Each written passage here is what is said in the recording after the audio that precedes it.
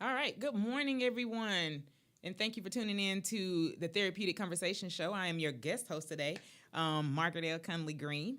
And Dr. Bryan felt it worthy for me to guest host today. So you guys keep him going. Dr. Bryan has been busy. He's still a busy guy, so been very busy since he got his doctorate 2 weeks ago. So you guys keep him in prayer as he moves and goes and hosts and does things. And so again, welcome to the Therapeutic Conversation Show. And so I want to invite you guys to just be prepared to listen to the topic. There is big stuff happening. There's a lot of things happening in regards to emotional wellness, in regards to just how America, how the world is handling the weight of whatever may be happening. And so that is what we're going to be talking about today. I invite you to tune in to the entire show. It's just 1 hour of talking about what can we do as the body of Christ in regards to therapeutic wellness, and that's emotional wellness, taking care of our whole selves. What can we do, and do that through the church, and do that through spiritual avenues. And so let's talk. Y'all call in. I want y'all to like it, love it, share it. And I want y'all to participate in this conversation today. So if you have any questions, if you want to call, make sure to call 770-988-6461 and continue to tune in to 108 Praise Radio. We always invite God into this studio because we know that God's presence is necessary. And so, God, we invite you into this conversation this morning. So as we start this focus, this morning we're going to be talking about what does it look like to have self-care, and what does it look like to what's the church's responsibility to help individuals with their mental health, and to help our community with mental health. And so that's a big deal. Big piece of the conversation, big piece of what the church looks like. The church has a mandate, in my opinion, that's given to us in Old Testament, that we need to keep our minds stayed on God, because that keeps us in this place of perfect peace. And so what do we do to stay in perfect peace? And so this week we've had, some tragic stuff that has affected not only just, the local Atlanta community, but it has affected America, period. So we had 2 major suicides.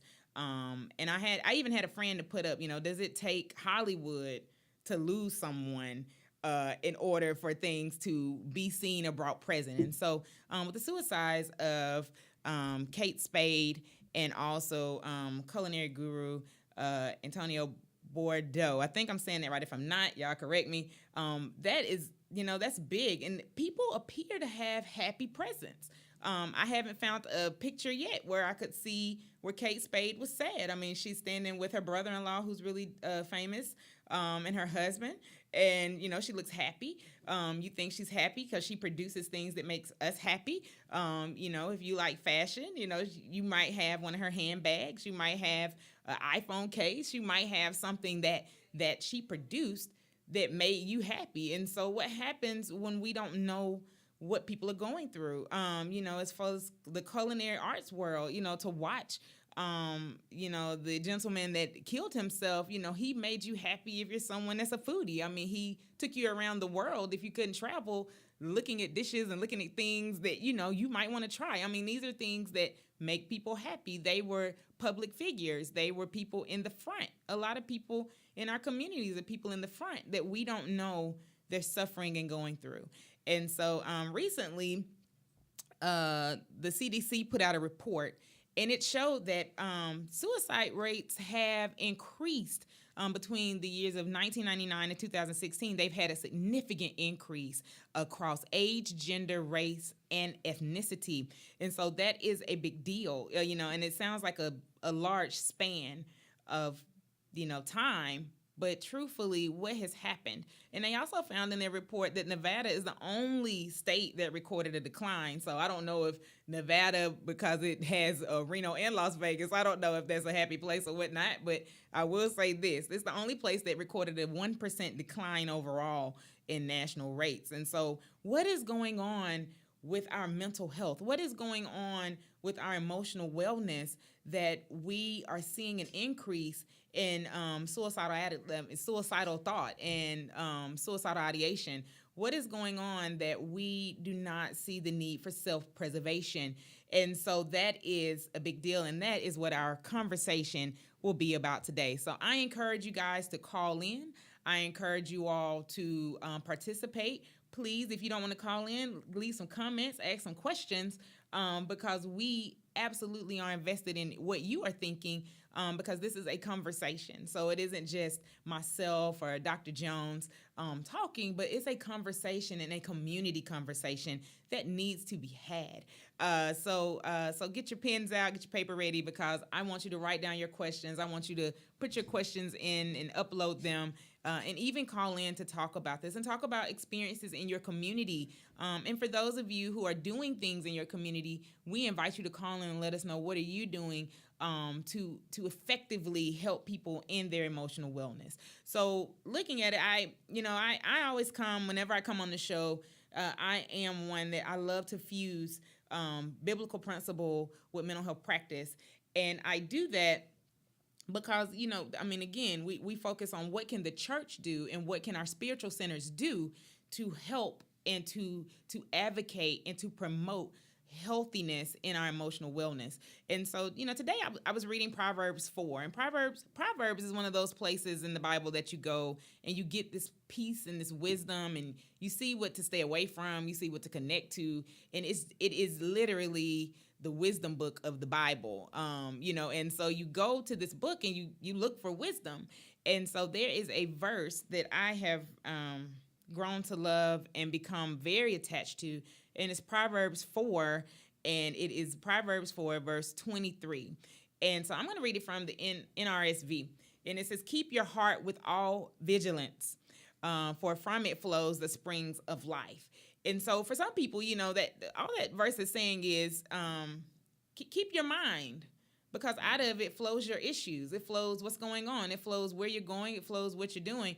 But what happens when we have so much weight and so much going on that we don't have space to keep our hearts? We don't have space to keep our minds. We have cluttered. We have things going. So what are we doing to manage that clutter? What are we doing? Some stuff is that we're connecting with the wrong thing. And so, I'm not one to say what you need to connect to or what not, but you know that. And so what I mean is self-care is huge. And you guys call in and let me know, what you do. But self-care is big. And if we do not find a way to take care of ourselves, if we do not find a way to hold on to who we are, the truth of who we are and what we do, then we don't see those issues of life flowing out. Examples. I always say it, people laugh at me, but Jesus, at one point in the Bible, the townspeople were ready to kill him. He was telling his truth. He was putting his truth out there. He was saying who he was, what he was called to do, what he was put on this earth for, and the people in that particular place did not care for what he was saying. And so Jesus fled. It's exactly what it says. Jesus ran. Jesus left that place because he knew that it was not his time. And so I think that goes across the board, and asking, what is a personal responsibility, even before we get to what's the church's responsibility? What is our personal responsibility for self-care? What do we need to do to take care of ourselves, because it is not our time? And so suicide is one of those places where we as human beings, and we as those who maybe are religious, even spiritual, we conflict about suicide. We see it as if you commit suicide, you're going to hell. If it's a demon, it is the spirit of suicide. And so as a mental health professional, I invite people to go to someone and speak, even if you're having these thoughts. And at the end of the show, near the end, I will give you the information for where you need to go, and we'll get that posted. If you're having this, go somewhere professionally. I believe that we, in some way, have demonized mental health and emotional wellness, because we say, this person took their life, they're going to hell. This person took their life, that something is wrong with them. This person took their life, what happened with them? But have we ever asked, what happened to them prior to wanting to be in this position, in that place? And that's a look at trauma. That's a look at what was so traumatic that the value of life has left this person for themselves, and what happened with that, and what are we doing with the church? So, you guys call in and talk to me. Let me know. So what has happened that someone has lost where their self matters? Because self matters. Like, what happens to where we can't see ourselves as important? We don't see the value of our life in community. What has happened? I ask this question often, and so I ask it in therapeutic practice. I ask it whenever I present. I ask it wherever I go, and I ask it because it's a very, very, very important question. What happened to you? And what happened to you could have been good or bad. I don't know, but sometimes, often, we don't ask ourselves what happened to us. What does our life look like? What does our timeline look like? And I think for individuals who are feeling suicidal, for individuals who are not seeing the value of their life, they're not able to see where they have been effective in their communities. They're not able to see where they have been effective in change. They're not able to see the importance and the value of who they are. And so, please join in the conversation. Please call 770-988-6461. Again, we are talking about, self-care, self matters, suicidal thoughts, what has happened recently, and what can the church do, or what's the church's responsibility in helping persons with mental health in our communities and personally. So that is what we're talking about this morning, and I want you guys to just talk and stay in. So what can we do, and what are some preventative measures that can be put in? Because we demonized and we have put things up. And so it's a stigma on mental health. The whole month of May, NAMI ran a campaign, saying cure stigma. It didn't say cure mental health. It didn't say cure depression. It didn't say cure anxiety. It said cure stigma. That's a big deal. That the stigma itself is prohibiting people from seeking care and seeking treatment and seeking places where they can free themselves, or I guess in church terms, where they can cast their cares. And so there's something that's going on where the stigma is really hurting our community. So we have a question. Dr. Bryan is actually tuning in, and he's saying, what is the responsibility of our religious community? And what are we supposed to be doing in the religious communities? What's the responsibility to our community for mental health? So, my belief is this. A lot of people say that these spiritual centers are emergency rooms, are places like hospitals, are healing, places full of healing, places where we can see that. The thing is, what is the spiritual center doing to provide its own healing? Spiritual centers themselves are hurting. We are seeing a decline in church attendance. We are seeing a decline in the growth of church. And so what happens when the church itself needs to be healed?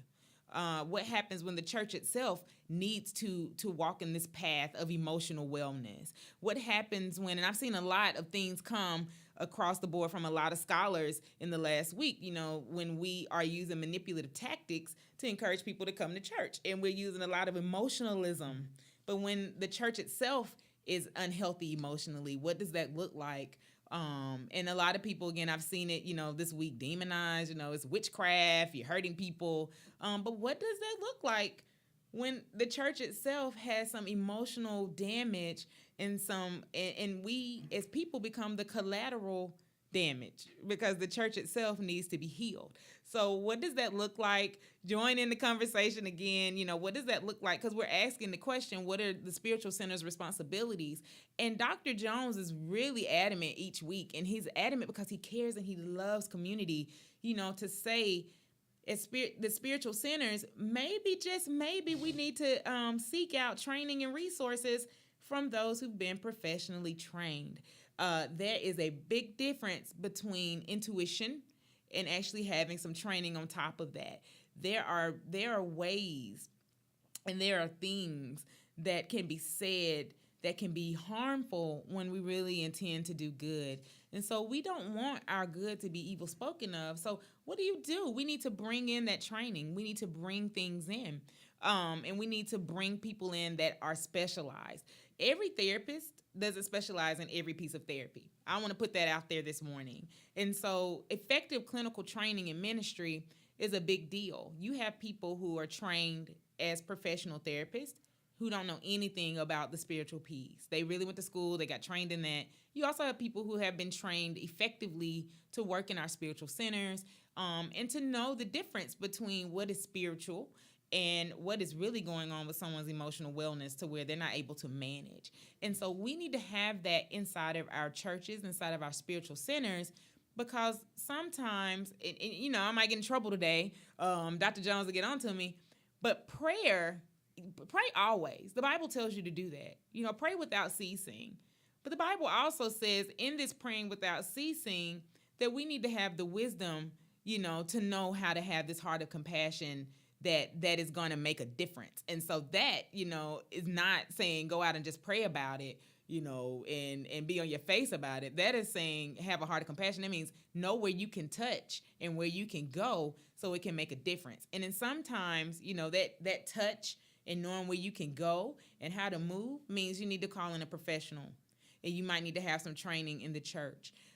People are very quiet when it comes down to their emotional wellness. People are quiet when it comes down to church. You put on a happy face. I mean, you go to church, we say it's a healing center, but sometimes there's a stigma inside of church. Like if I come in here and I'm too sad, then they're going to call me to the front and pray for me, or people are going to avoid me, or people are not going to talk to me, or I'm going to be put on the spot, and so people don't want to talk about it. People don't want to talk about what that looks like. And in some cases, we have places in spiritual centers who we have pastors, and we have those in leadership who may be over an area, but they haven't been trained. I've even heard a pastor say, I am a clinician, and this pastor said this, I'm a clinician because God called me to pastor. So I sat there when that person said that to me, and I said, well, what training do you have? And he said, I don't have to have training because the Lord tells me what to say. I do it by the Spirit. And so, I had this conversation with this pastor, and, we agreed to disagree, but I pointed out to him the scripture in Timothy, and it says, study to show yourself approved, because a workman doesn't have to be ashamed of that which he studied. And so you don't, if God called you to this space, or God called you to be a healer in emotional wellness, then I believe that God will call you to be educated in that area, and God is going to provide what you need so that you can heal and be effective in emotional wellness in your spiritual centers. And so, what does this training require? Because we're going to promote effective training here because we absolutely believe in this, that God is going to not only show you, and God is not only going to just move, but God is also going to put effective training there, because healing doesn't just come from thought. Healing comes from action and movement. And so when we put action on it, that means we are literally using the training that we have. So what does it look like, to go back to the scripture that I use, what does it look like to guard our hearts, or to be vigilant over our own hearts, because flows this issue of life, or life matters, or self matters, flow out of this. And again, please call in.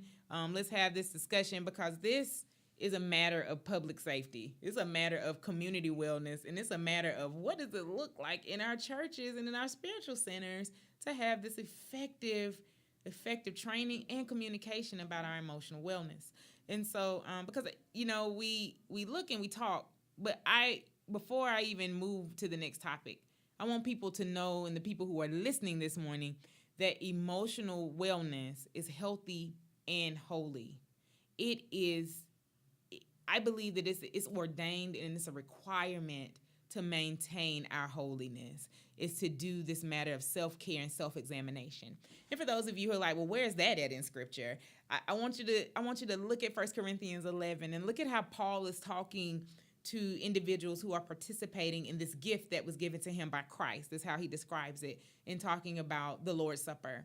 And he says that let us examine ourselves. And so I absolutely believe that sometimes in our spiritual centers and in our churches, we neglect to keep that examination going.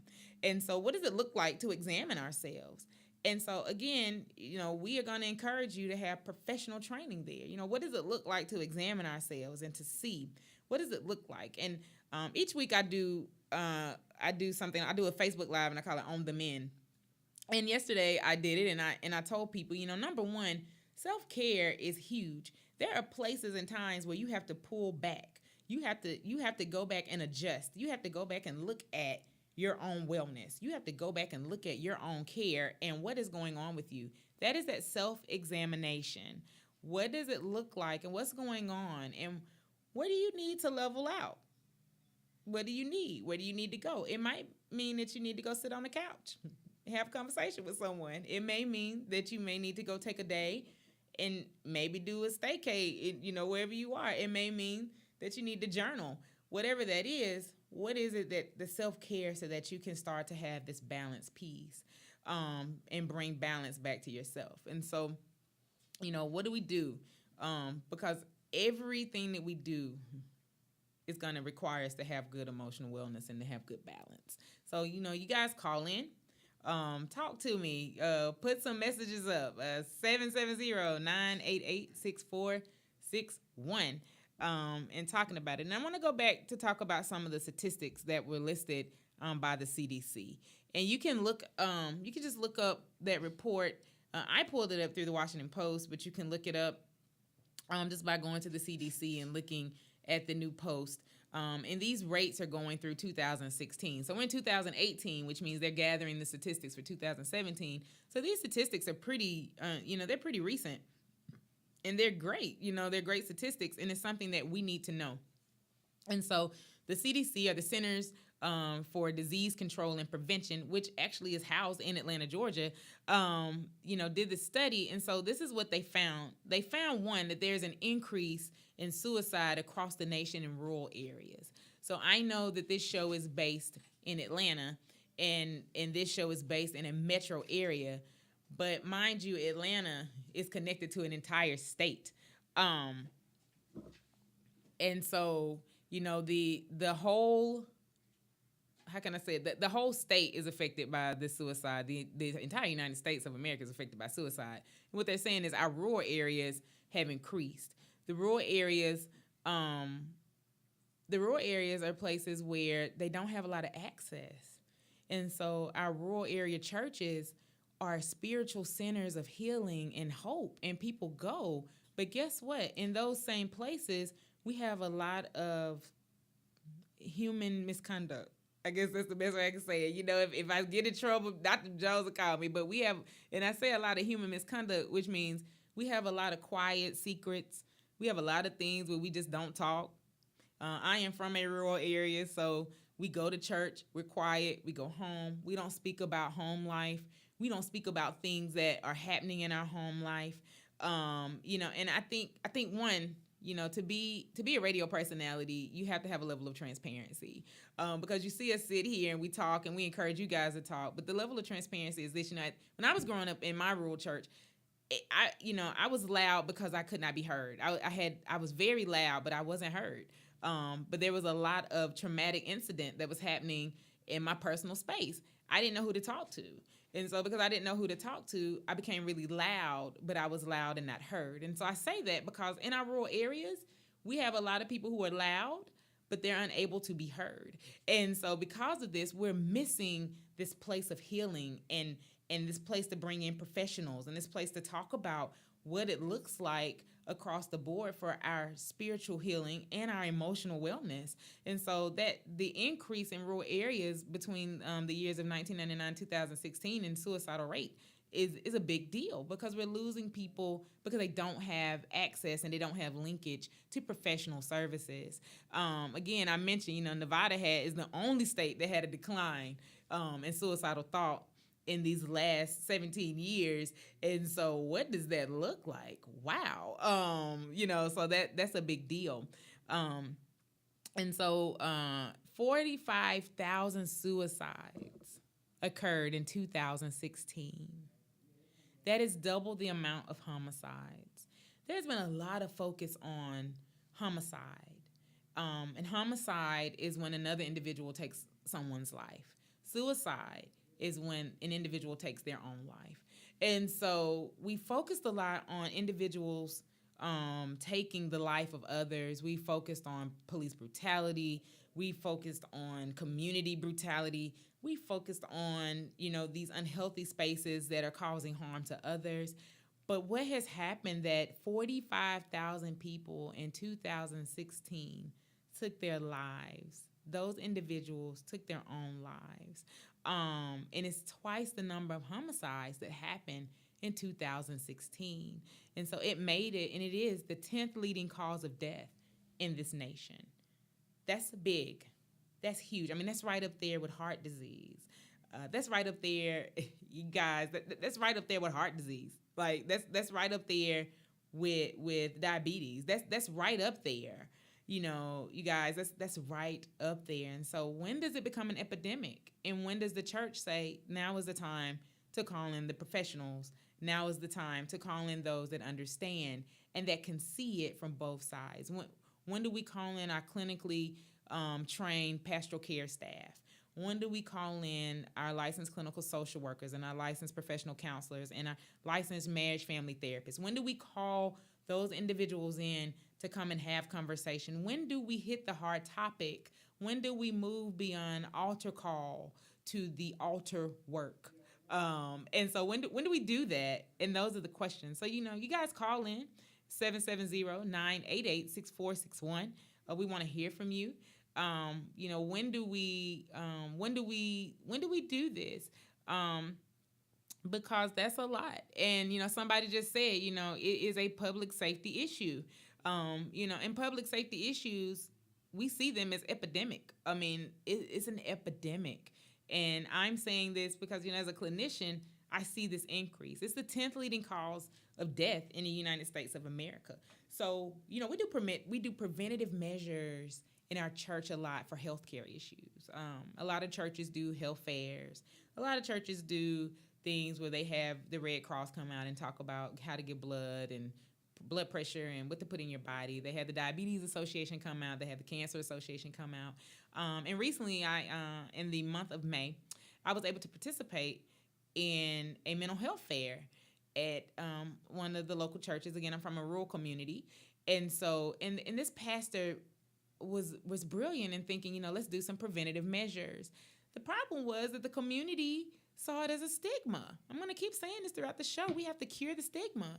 And this pastor thought it great to bring 5 professionals who had been trained professionally and both spiritually to sit around and talk, to sit around the table and have a conversation with members of the community about the key to good emotional wellness. And for those who participated, they were very grateful because they did not know that they had these things in their community that they had access to. And some people, well, I don't have money or I don't have the connectors. So this is where, what can the church provide? What can our spiritual centers provide to help those who come? What would be a good investment is to bring that professional in. So, I'm going to go back to the statistics again. Looking at it. So among people, and I stated this, I think the last time I was on the Therapeutic Conversation show, I stated this, among people ages 15 to 34, suicide is the second leading cause of death. Wow. I just want to pause right there. I see no need in rushing through that. Need that to sink in for those who are listening. And I'm going to say it one more time because hopefully this will push you to go look up these statistics. Individuals between the ages of 15 to 34, suicide is the second leading cause of death. Not heart disease, not diabetes, not homicide. The second leading cause of death in the United States for individuals between the ages of 15 to 34 is suicide. Church, if that's not a call out, I don't know what is. I don't know what else. Because individuals between the ages of 15 to 34, so 15 to 18, let me explain. You're still adolescent. You're still child. What's happening? 18 to 34, you're considered to be young adult. What is happening in this development process of adulthood that's telling people my life isn't worth it? I do not have a life that matters to be here. That is the question. What has happened to you? And then somehow we have found a space to demonize suicide and say the spirit of suicide came upon someone. The spirit of suicide came. The spirit of suicide. But what if we ask the question, what has happened to you? And again, Dr. Jones laughs at me because I see scripture different. And this again is scripture based. When Jesus saw the man that was tortured among the tombs, he looked at him. The man in the tombs, full of this legion, this demon, this thousands of demons inside of him, looked, and it was recognition there. It was recognition there. And it wasn't a demonized moment, though this man was full of demons. Jesus literally is like, what are you full of? What happened to you? Let's get that out of you. You don't have to sit among the dead. I use that scripture and I bring that piece up, that piece of what Christ did, because those who are thinking suicidal thoughts, those who are contemplating suicide, those who are in these stages of suicidal ideation progressing to the act of suicide, guess what? They're sitting among the tombs full of something. But suicide is the end result. Suicide is not the demon. I'll put that out there. I know I have some people that disagree with me today on that. But suicide is the end result. So looking at it and talking to you from a professional standpoint, again, call in 770-988-6461. Please leave your comments. But suicide is going to happen in these 3 stages. And you're going to have suicidal ideations. You have ideations. That means you're thinking about it. You're contemplating it. Something has happened that is so traumatic on your brain that the issues of life are so weighty that you're thinking about, maybe I don't belong here. Maybe I don't need to be here. Maybe this will be a place of escape and rescue permanently. We don't know why people think that. This is why I'm gonna try to help this morning to kill the stigma of suicide and to undemonize it. I guess I don't know if that's a word, but I want to do that. And so it's this place of depressed weight, a depressive mood, and that is where we come in and we can see these spiritual connective pieces to our emotional wellness. What has put us in this place of a depressed state that we don't think our life matters? And we've had a lot in the last 5 years of Black Lives Matter, Lives Matters, Brown Lives Matters. But what happens when individual lives matter? So this is where we are this morning. Because, again, suicide is when you take your own life. Homicide is when a life is taken by someone else. So we're focusing on this morning because what puts you in a depressive state where your life does not matter? And so that first piece is suicidal ideation. The next piece is you're sitting here. The second stage of this is when you're moving into not only the ideation, but you're coming up with a plan. So at this point, you move beyond, hey, my life doesn't matter. Maybe it would be easier for me to escape this depressive state and some people, they see it as a place of being free. To cast their care means to cast their life because it's so much weight for them. Again, the base scripture what I used today was Proverbs 4:24. You have these issues of life and they're so weighty. They're so weighty. We don't know how to stay in this peace with them. So to cast. So, the second place is you're coming up with a plan. And to my leaders in churches and spiritual places, and to my leaders in places where spirituality is a big focus of our work, hey, this is where you can start to see patterns with people. Those 15 to 34-year-olds, you begin to see a pattern. Those people who are dedicated for my 15 to 18-year-olds, they're dedicated to playing sports, or they're dedicated to being in band, or they're dedicated to doing community activities. You start to see them pull back because they're beginning to think their life, they're beginning to pull back into the tombs. Can I go there? They're beginning to go into these places and dwell among the dead. That means that they don't see value, and they're coming up with plans. And some of these plans, you guys, are right there in our faces. They're plans that are right there in our faces, but we can't see them if we're not paying attention. And then this third level is intent. And notice I haven't said that the people are committing suicide, but now they have a plan, they have intent. And so you have the suicidal ideation that will be attached with a plan. And the third step is this place of intent.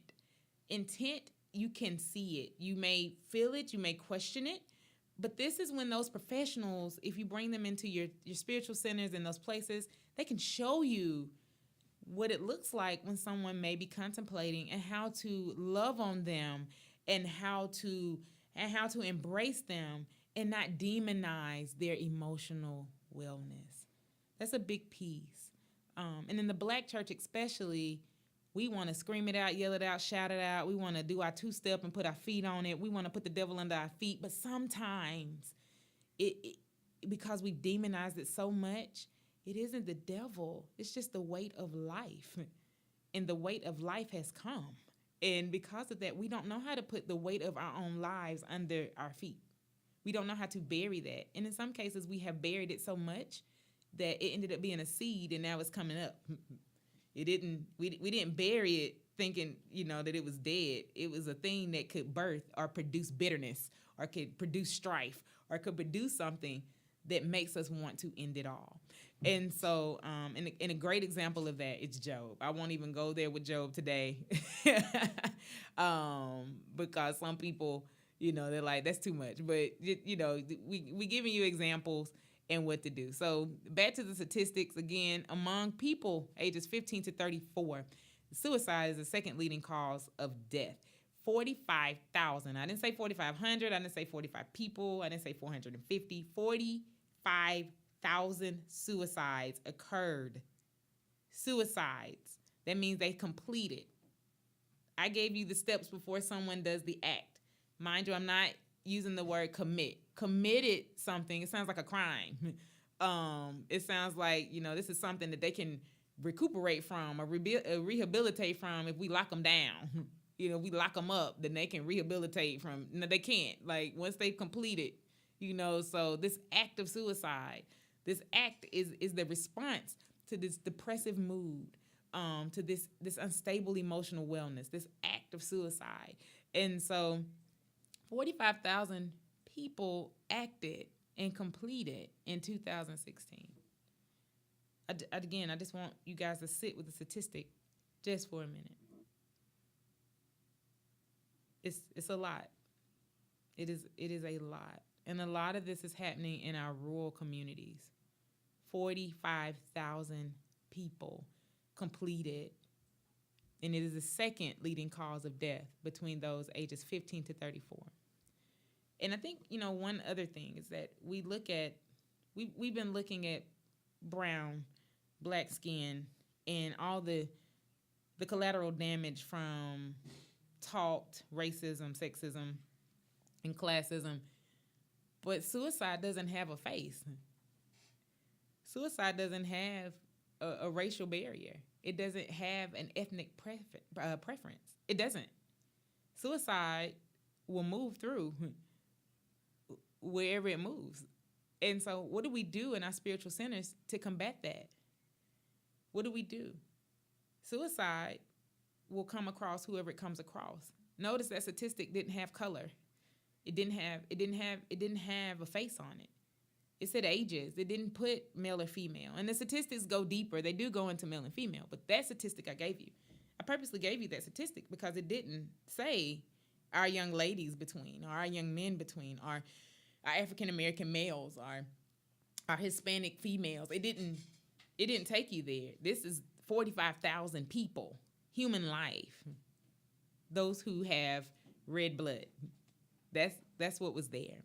And so, what do we do? Because this is now, that's epidemic numbers.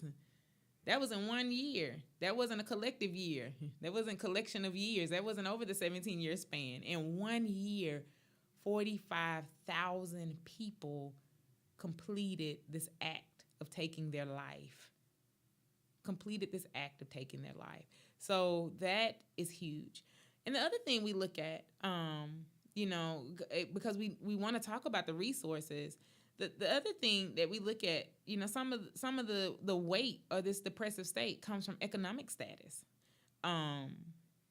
and it's an increase. The statistics also show that there was an increase in suicidal rate among those who are marginalized, based on ethnicity, those who are marginalized based on gender, those who are marginalized based on socioeconomic status, like the weight of what's going on. And so what are we doing to offer resources and trainings in our community? What are we doing to show people the weight of your economics? You can get help for that, so that they don't feel like the best way for them to overcome the issue is to take their lives out, and that will make everything better, because you are necessary. It won't make everything better if you take your life. It will not. And so some of the resources, I wanted to go over some of those. And for those who are listening, please know this, because, it's 9:42, and we promise you guys a good hour of talking about emotional wellness, and how the church can come in and work. And so we want to make sure that also we give you good resources that are connected to communities. And so one of the biggest resources that you can use across the board, no matter where you are, it is a 1-800 number. And this 1-800 number they will help you wherever you are. They will send people out. And it is the suicide prevention number. And so the number that you can call is the National Suicide Prevention Lifeline. And so this is something that you can post, you can put up. This is simple for those who are listening that are leaders in their spiritual communities. This is something that you can use. And that number is 1-800-273-8255. For those of you who are watching this morning, if someone can type that out, and put it up so people can see it, 1-800-273-8255.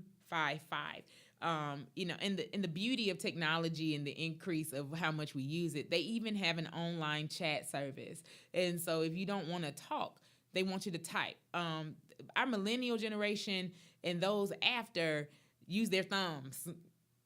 They use their thumbs a lot. What I mean is they text, and they talk via text because they don't know how to be vocal. And so they even have this way for you to do that. So the National Suicide Prevention Lifeline.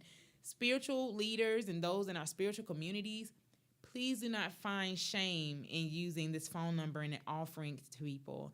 I was listening. I listen a lot to individuals with social media when it comes down to emotional wellness. And there was a pastor, a big name in the United States and in community. And he did a great thing by offering help and prayer for individuals who were feeling suicidal. But in the middle of that, I as a professional, typed in to his live stream, and I said, this is a number that people can call even if they cannot reach you.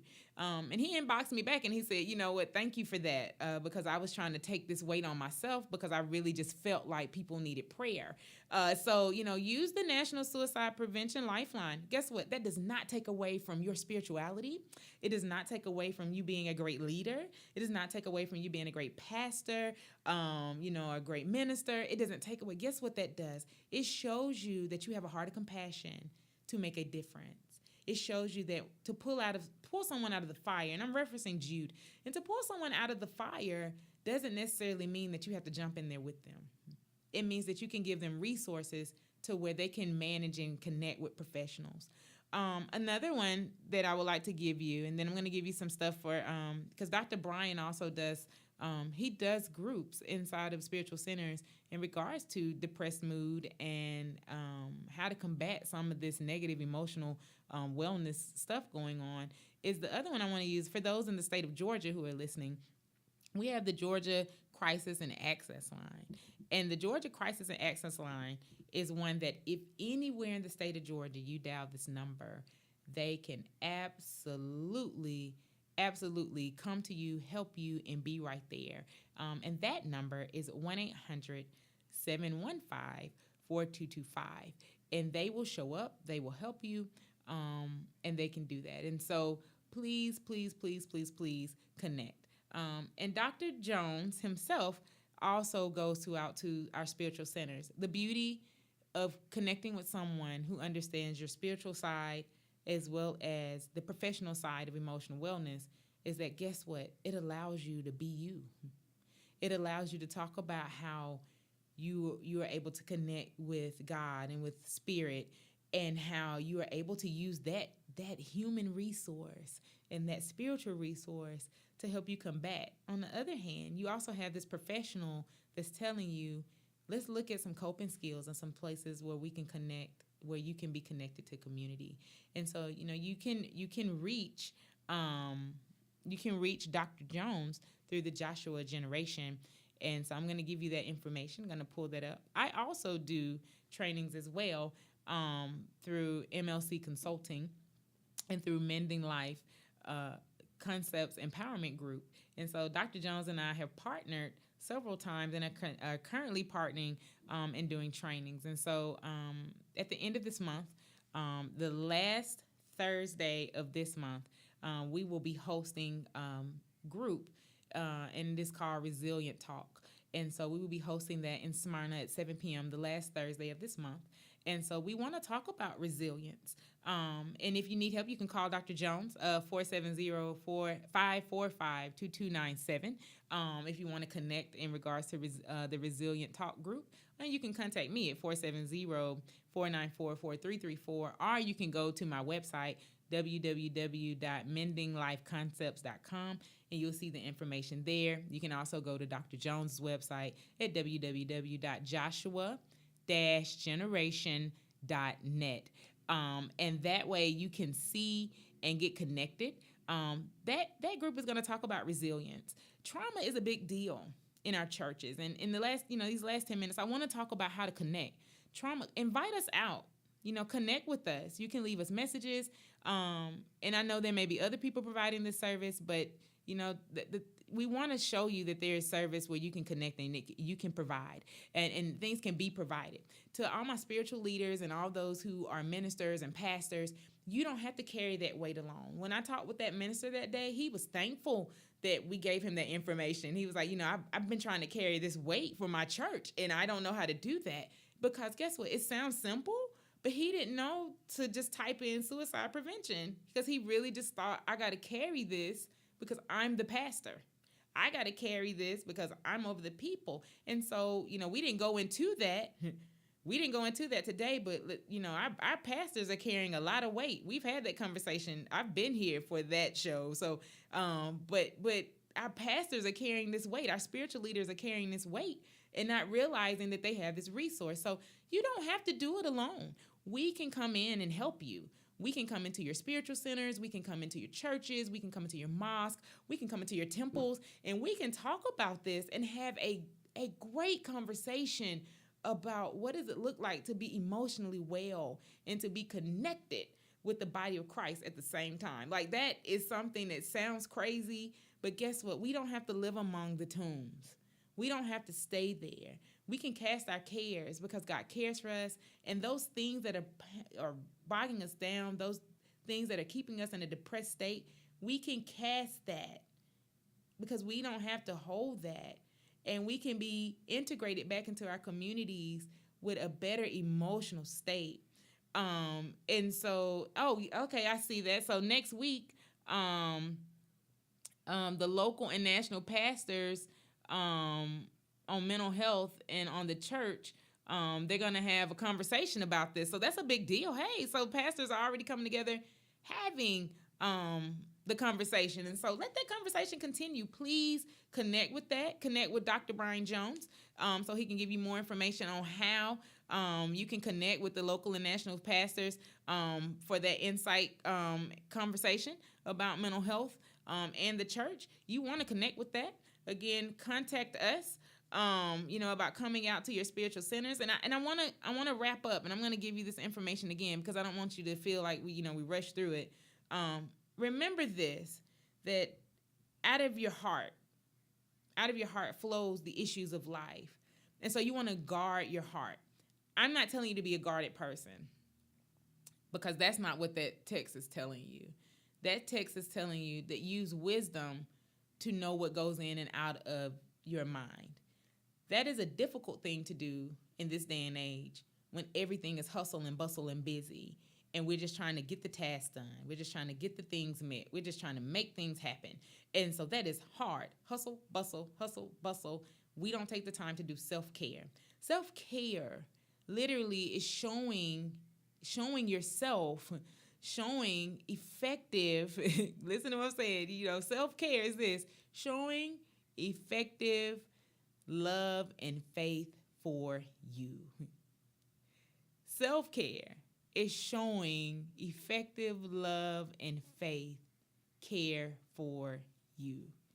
It's showing that you are effective in loving and caring for yourself.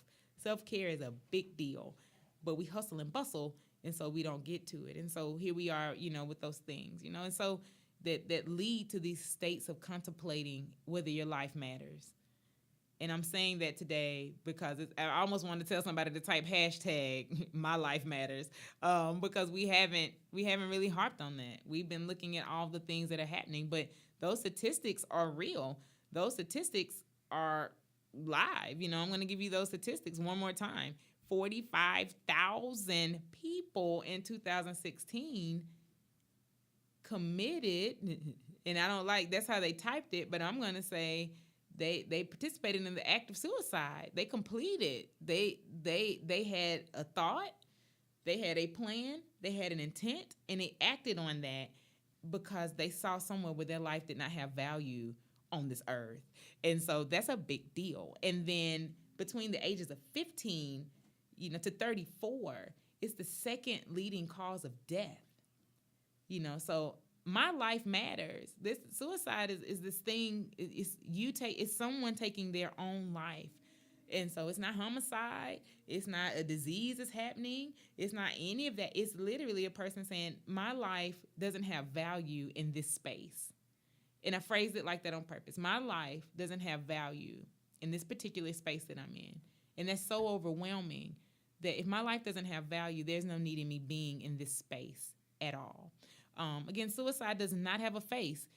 It happens among, and it happens among those, gender, sex, socioeconomic status, and different rates, and it fluctuates. On the other hand, it literally affects everyone in the world.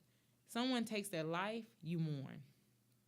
We saw it twice in 7 days where someone took their life and the world mourned. It wasn't just a community thing. We see in rural areas that it's higher in rural areas. They don't have a lot of connections. They don't have a lot of outlets. And so remember, two big things that you can do. In the state of Georgia, you have the Georgia Crisis and Access Line. And that number, again, is 1-800-715-4225. And nationally, you have the Suicide Prevention Line and the Lifeline for the Suicide Prevention Lifeline. And you can utilize that in your churches. You also have professionals that want to come out and help you. You have Dr. Bryan Jones. He does an excellent job of talking about, what does depression look like in the church and what can we do?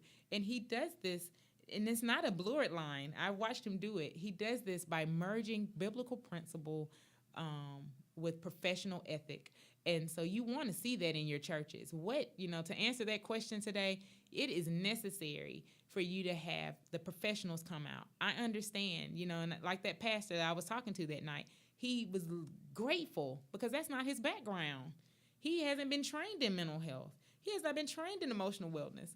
What he's been trained in is I can pray for you and we can cast it out and we can do that, but he hasn't done that. So, he was very grateful.